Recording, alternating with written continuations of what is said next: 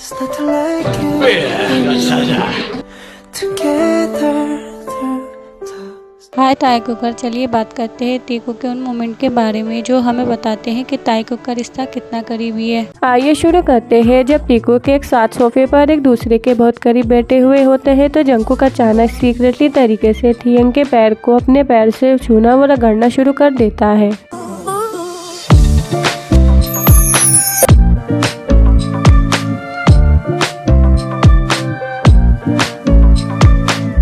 अगर आपको ऐसा लगता है कि ये टच गलती से हुआ है तो हम जंकुक की निगाहों से साफ देख सकते हैं कि ये टच गलती से नहीं हुआ था, क्योंकि पूरे समय जंकुक की निगाहें थियंग के पैरों पर होती हैं क्योंकि वो ऐसा करना चाहता था।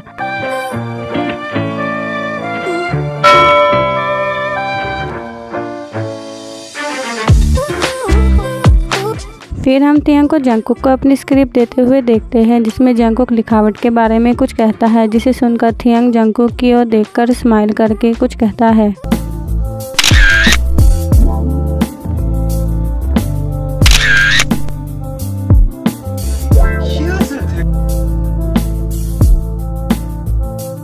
पर जैसे ही थियंग अपना गाना रिकॉर्ड करके रूम में आता है तो वो जंकुक को हॉबी के साथ खेलते हुए नोटिस करता है, जिसे देखकर थियंग यहाँ जेलस महसूस करता है और वो तुरंत जंकुक की गोद में आकर बैठ जाता है।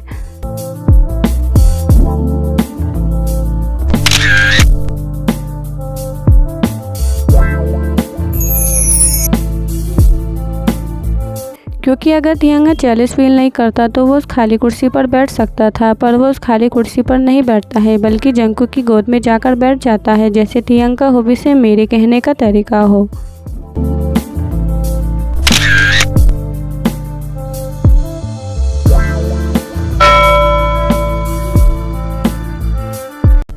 और हाँ, मैंने ऐसे क्यों कहा कि ये थियंग का तरीका है, क्योंकि इस पल ने मुझे बोमोयज के एक पल की याद दिला दी जहाँ थियंग ने सभी मेंबरों के सामने जंकुक की गोद में बैठकर कहा कि यू आर माइन। और हाँ, ये ऐसा पहली बार नहीं है जब थियंग ने जंकुक को अपना कहा हो।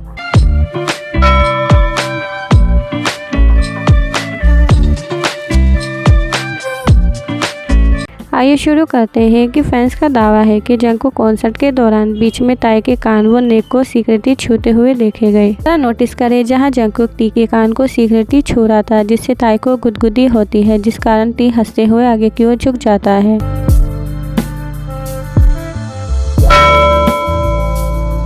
मुझे यकीन है कि आप जंकुक के हाथ को हिलते हुए देख सकते हैं, पर जैसे ही ताई अपने हाथ को अपने कान के पास ले जाता है तो ताई से पहले ही जंकुक अपने हाथ को वापस खींच लेता है।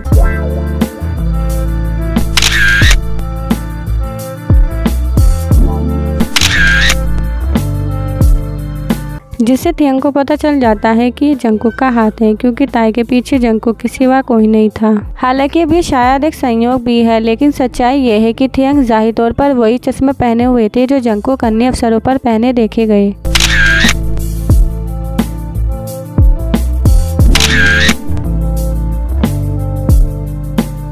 और ये सिर्फ एक स्थानीय हो सकता है, लेकिन हैरी ने इस कॉन्सर्ट में जो फ्रॉक के कान पहने हुए थे उन्होंने मुझे एक रन के इस एपिसोड में ताईकुक की याद दिला दी।